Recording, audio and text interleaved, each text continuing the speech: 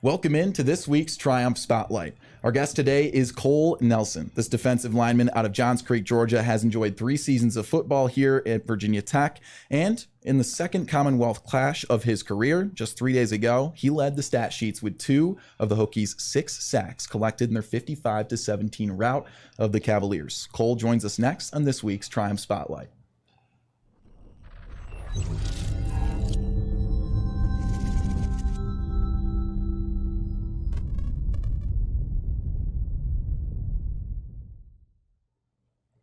Thank you guys for joining us in this week's Triumph Spotlight that is brought to you by Triumph NIL. The Triumph Digital Network is a fully integrated portal featuring individual channels for Cole Nelson and all of your favorite Hokie athletes. Visit triumphnil.com for exclusive engagement, merchandise, content opportunities, and subscriptions.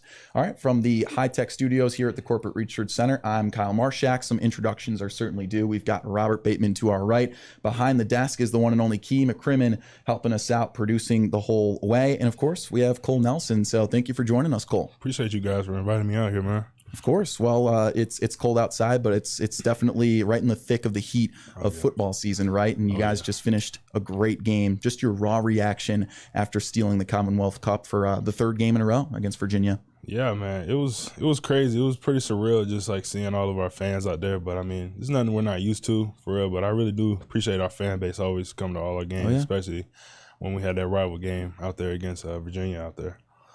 Yeah. It's been fun. Well, we asked Jalen Lane this last week, and we kind of mentioned it right before the podcast, right?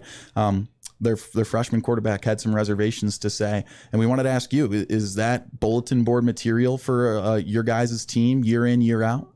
Yeah, that was most definitely for this game. Bulletin board material for sure. I mean, Coach Pryor, he really put that out there for us to look at. And, you know, sadly we didn't get to play those guys last year to that unfortunate event, but it was definitely bulletin board material when we went out there and played those guys, and we did make Calandra feel it for real. Now, in the second quarter, you led the charge on a big defensive stand. What did the practices look like leading up to the game that allowed you to get to the ball carrier so easily?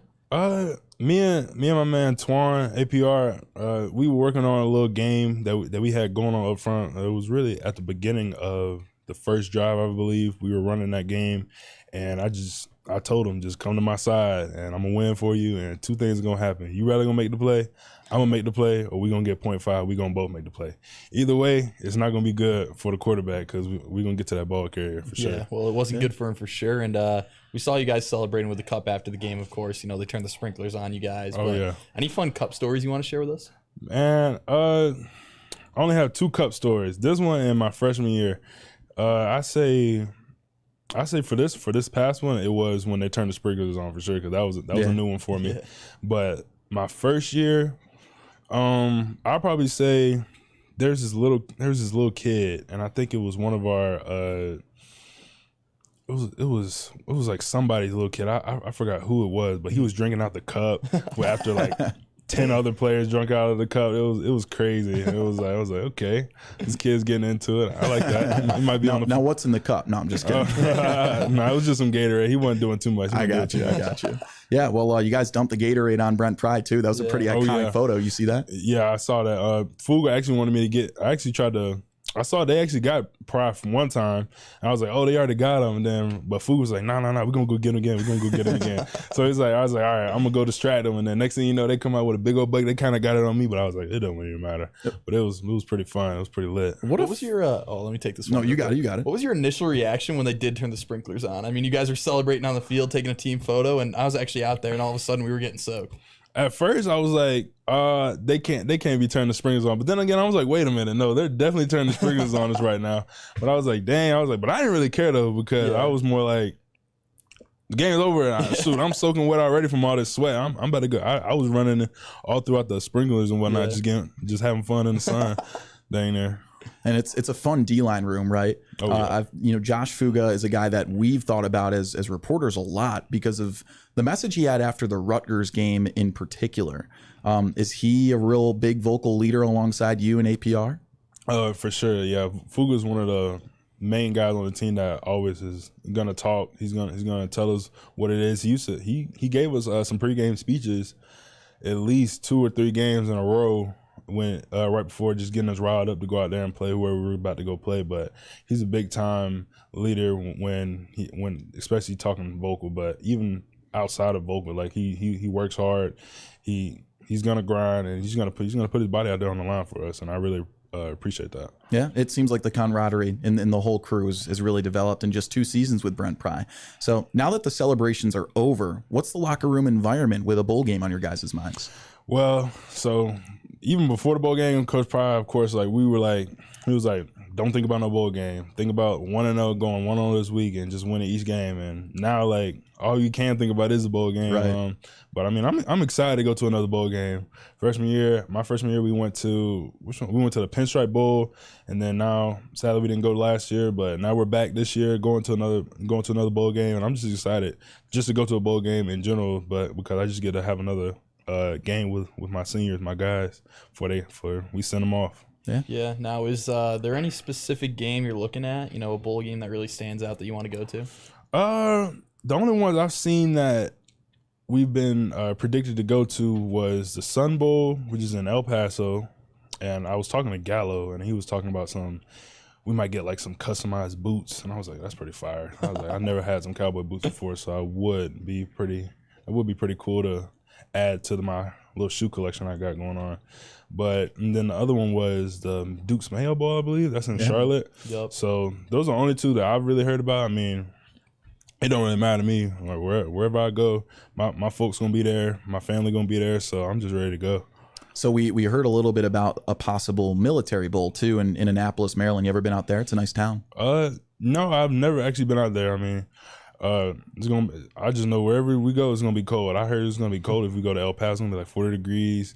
Go to Charlotte. I'm not sure what the weather's gonna be if we end up going to Charlotte, but I know wherever we're gonna be, it's gonna be cold. But it don't really matter to me. I'm just ready to ride. Yeah. Well, like you said, this isn't your first rodeo for bowl games either. You talked about the Pinstripe Bowl a couple of years ago. That had to have been a fun experience. What about the holiday schedule while you guys are preparing for that bowl game? What's the schedule look like for Cole Nelson right now? So, depending on, and I'm really just going on back to my freshman year, how the bowl game was set up and all that. Depending on like when the bowl game is, we'll be able to go home or we won't be able to go home. But if we have like a bowl game like on the 29th, 28th, 30th, or whatever, we'll be able to like practice. Then we'll get like a couple days to go home, and then we'll have to fly out to wherever we're going. But it's gonna be pretty lit. I just can't wait to go, man. That's all I'm really thinking about. I done got 2 classes done. I'm just riding out through finals. I'm just trying to get finals over with so I can just go have a blast wherever we're at. Now, let's talk some celebrations. So you guys are in the upper echelon of the ACC when it comes to sacks. Yeah. Do you have a go-to sack celebration you like to throw in there? And you guys plan them ahead of time, or is it just a spur-of-the-moment type of thing? So D-line wise, I'm pretty sure y'all seen it a few times. Like it's kind of just us. It's kind of just us that like just does it, where we just like we'll like hit hands and we'll hit the guitar or whatever. Yep. And that's like our main one that we'll do. Me and Teen got a little handshake. We haven't put on the camera yet. Yeah. I'm waiting for the perfect time. I got to do it during the bowl game because that's gonna be the only other time I'm gonna be able to do it with them. But yeah, I mean, funny story. So the way it started out was with that handshake with the D-line was we used to hit 2 times, and then it used to be like holding a fist up. Twan made that one up. And so holding a fist up, it just meant like Ben One. If you know Rallo Rodriguez, his album Ben One. Mm-hmm. So that's how it started. And then I was like, man, we gotta do something better than that, because like this is kind of like doing this is just boring. Yeah, up again a little bit. Yeah, we had to switch it up. And then Panay, he was like, all right, let's do this. We can do this, and be like, Ole. I was like, I don't know about that one, Panay. I don't know about that one. We started doing that a little bit. And I was like, I don't know. I was like, we just gotta have like a little. You just gotta rock out. And I was like, I was had like a rock star vibe, I guess, when I made it up. And so like I just made it up, I just did it, and then we just like started rocking the guitar, and then it just clicked, and we all just started doing it.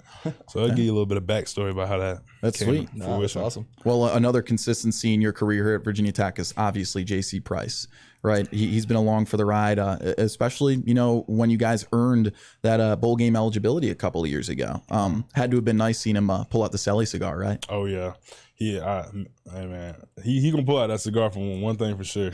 One thing for sure, two things for certain. He gonna bring out that cigar, especially when we beat Virginia. And I ain't gonna lie, I did smoke it after him. He passed it to me, I smoked it, and I got mine in the locker room, and everybody had cigars. I didn't even realize how many cigars everybody was having on them.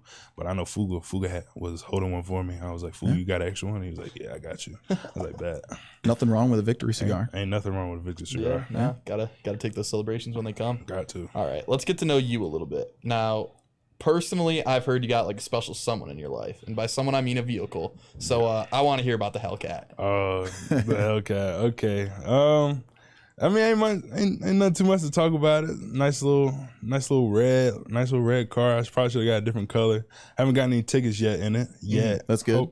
Hopefully I don't get any tickets. We're gonna pray for that.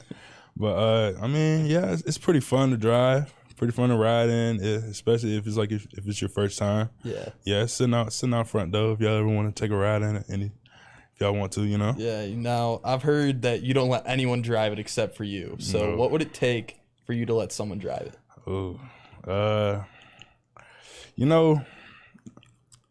I kind of treat my car as my wife, so That's fair. so I wouldn't want to share my wife with anybody.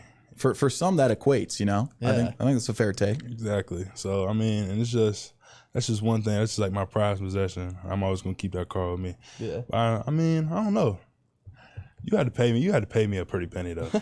Fair enough. You gotta Well, pay me you spend a pretty penny on sneakers too. We know you're a big sneakerhead. Sometimes I might pay up. You got the Orange Air Forces with you right now. Any other favorite shoes or collections that you got? I do wear a lot of Vans for sure. Yeah. I have a ton of Vans. I used to wear Vans coming up all throughout high school, middle school. I used to be like my go-to shoe, and then I got me a couple of these Air Forces, and I was just like, oh, this is pretty cool. And then I'm trying to get out there more, but like shoes these days, they be costing too much. I ain't gonna lie, I might start buying fakes. I don't really care what anybody else says. Shoes are shoes to me.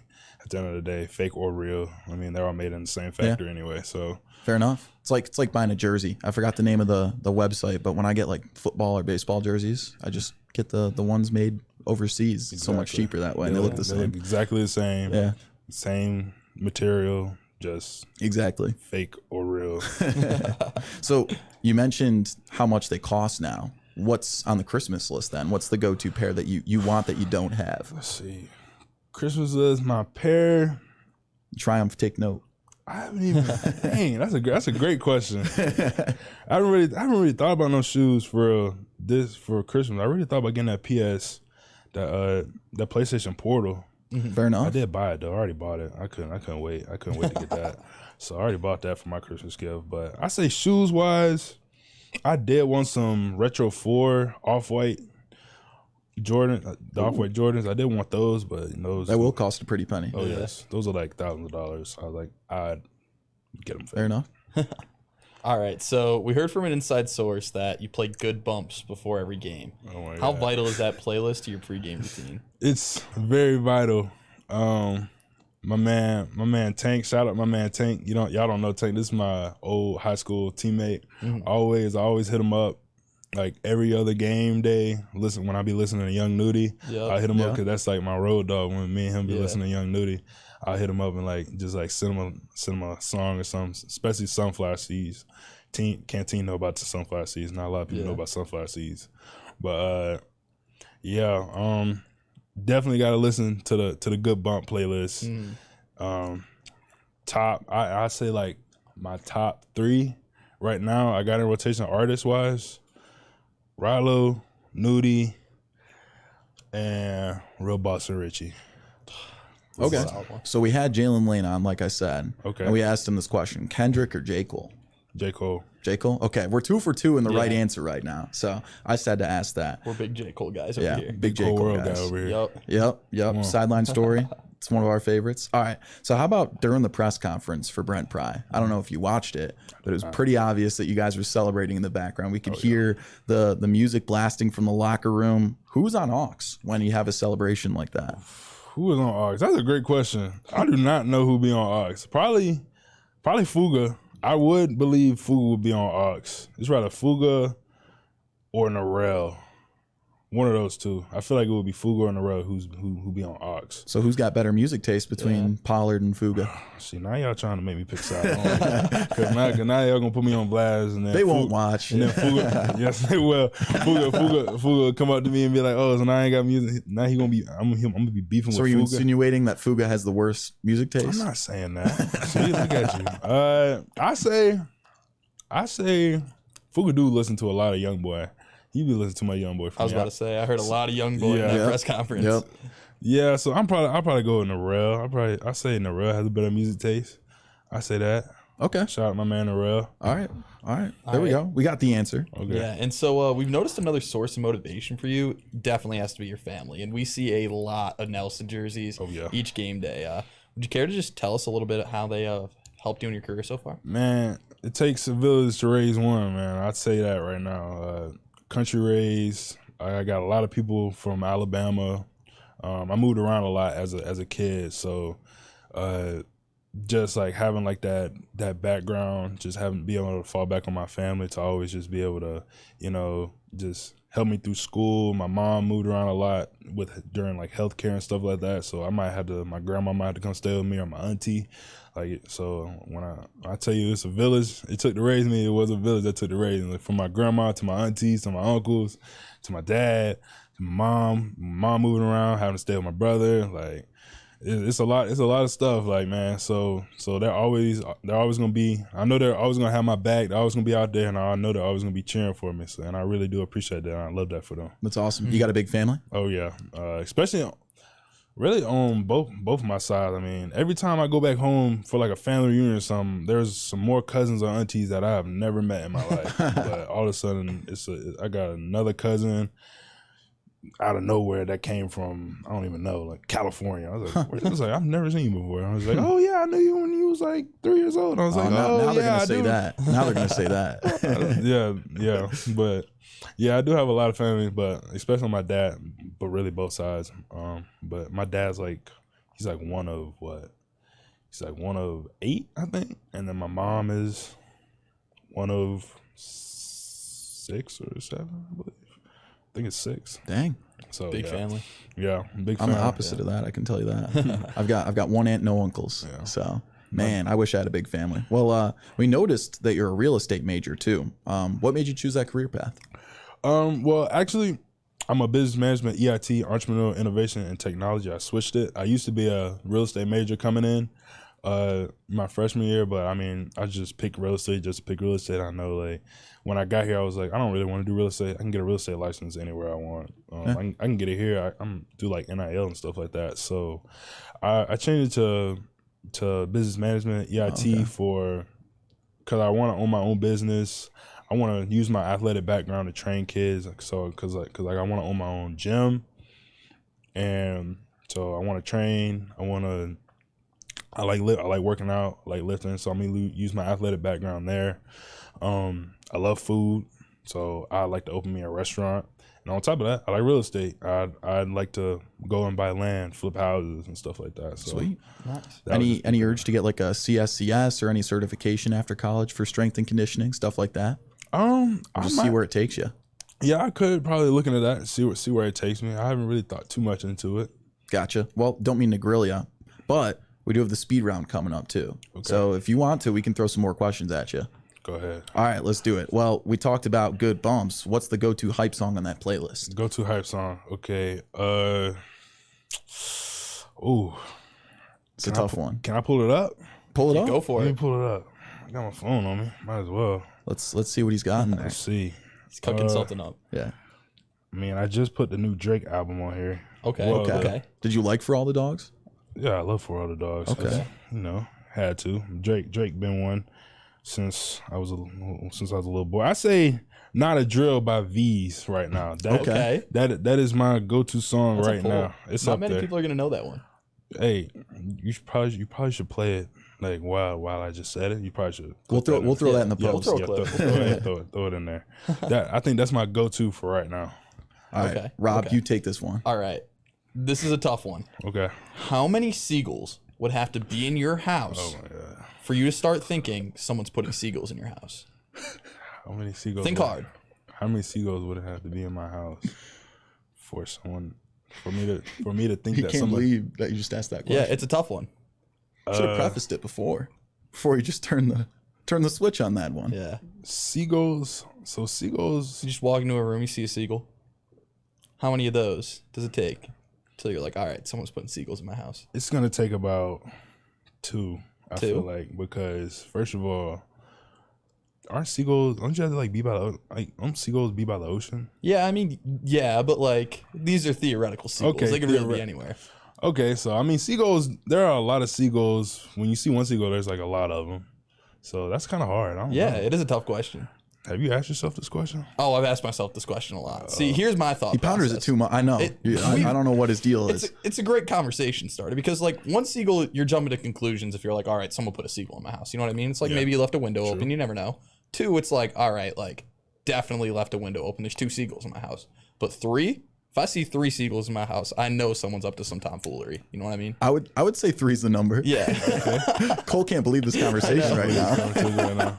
I was close though. I said 2. Yeah. No. Well, I mean, no correct there's answer. no correct answer. Yeah. There is no correct answer. I think we're on the same wavelength. But I mean, once you get past 2 or 3, and you don't believe that and you don't have any food on the ground or anything like that, then Then you're just oblivious. Yeah, then you're just oblivious. Yeah, you're just oblivious. That's a fair take. All right, how about this? Cats or dogs? Dogs. Okay, that's an easy one. You got All right. Favorite restaurant in Blacksburg? Favorite restaurant. I would say Waffle House, but there's nothing like a Waffle House in Georgia. Waffle House here and Waffle House in Georgia are 2 different things. Okay. Explain the difference. Yeah, Kyle and I are both from up north, so. So, have you ever been to like? Well, y'all have been to Waffle House because I mean, I've heard there's a chaotic connotation to Waffle House. There's a chaotic connotation to Waffle House. Like, it's just nothing like it. Like, you go in a Waffle House, and if you don't see like some people like ready to look like they're like, you know, ready to get in a fist fight or something like that. They're standing on business. Then stand on business. Like, then like the food ain't gonna be as good. Like I saw this one video on Instagram. There's this guy, he was at Waffle House, he's getting ready to eat his food. He turns around and there's this like 1 or 2 Waffle House workers about to go at it with these other customers, and he just puts a huge smile on his face and he goes back to eating his food. I know the food's good right there. Exactly. If they're scrapping in the background. There's some people squabbling in the background. It's definitely good food. Okay. What about Cookout? What's the go-to order there? Okay. I'm not gonna say I've never been to Cookout, but I rarely go to Cookout. I'm not gonna lie. Dang. Okay. I'm not much of a Cookout person. No, that's fair. That's fair. Do you got to go to Waffle House order? Go to Waffle House order. I'll probably just go with 1 waffle, sausage. I put some chocolate on the waffle, of course, and then. It really depends on how I feel, because usually I just go there just for the waffle. Might get some sausage, or if I'm like getting really hungry, I might go for the waffle, sausage, whole 9 yards with like a scramble or something, like a Texas scramble or something like that. Okay.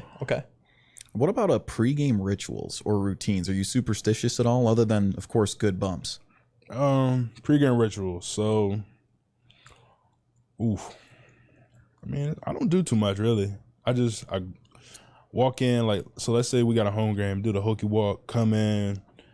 Me and Twan will walk out to the field, do like a nice little walk around, feel the grass, feel the turf, walk back inside. Then I'm gonna get my ankles taped. And then, I mean, I'm probably hop in a hot tub since it's a home game, but really just go get my ankles taped. Now I'm just getting ready, getting prepared, getting a little stretched out before we do our pregame stretch. And then I'll do like some pass rush with like the D-line or whoever else wants to join. And then I'll go back inside, chill, just listen to some music. Of course, I gotta listen to good bump. Go back out. That's really about it. And then I'm just getting ready at that point, really just relaxing and getting ready for the game. One of the less superstitious guys we've had here. Yeah. I don't like to have too much stuff on my mind. Yeah. When I'm ready to get ready for the game. Yeah. All right. So, there's a lot of sports here at VT. Mm-hmm. If you could play another one, which one would it be? If I could play another sport, what would it be? I play a lot of sports coming up. I would play. I ain't gonna lie. I play basketball, and I'd be a lockdown defender, like some Dennis Rodman. Okay. Like, grabbing boards. Yeah, I'd be grabbing many boards, locking people down.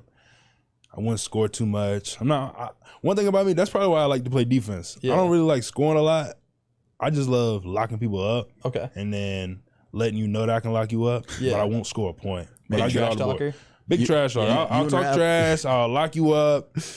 And I might score like might score like 2 points. Yep, you and Rob have a lot in common. Exactly. Not big scorers, big trash talkers. I put up like 15 on you the other night.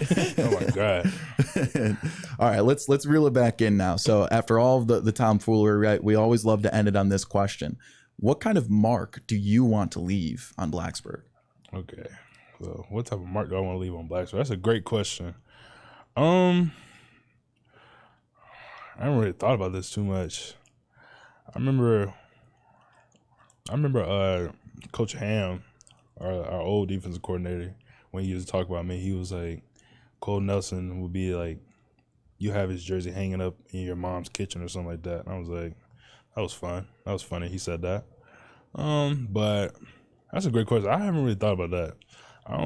I really just be like one of those people that, you know, he was a pretty good player, respectful, just put his head down. He was a hard worker, you know, and people were just proud that, like, you know, people were just proud that, like, I played for their team, you know. Yeah. And I just went here, and when I come back, I just like to see kids with my jersey on, maybe here and there. That's awesome. Well, speaking of seeing the community, right, this is always a question we have to throw in there too before we wrap things up. How has Triumph empowered you in your time here in Blacksburg? Man, Triumph it's been a blessing, I'd say. It brought a lot.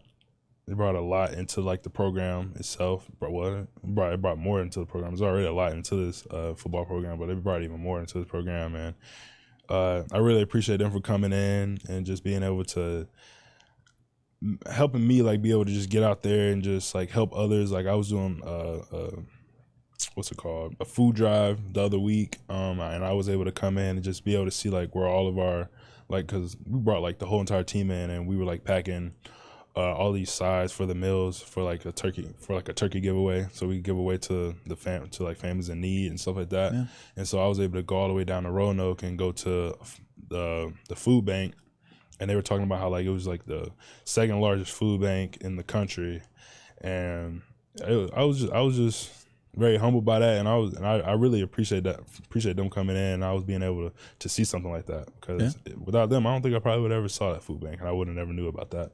And I just like giving back to the people, especially the people in need. Like, always got to give back to the community. Yeah. Well, we appreciate you for coming in. Thank you very much for joining us today. I appreciate you guys, man. Of course. Well, for Cole Nelson, Robert Bateman to my right, and of course, Keema Crimmin producing behind the scenes, I'm Kyle Marshak. We'll see you guys next time in our following installments of the Triumph Spotlight.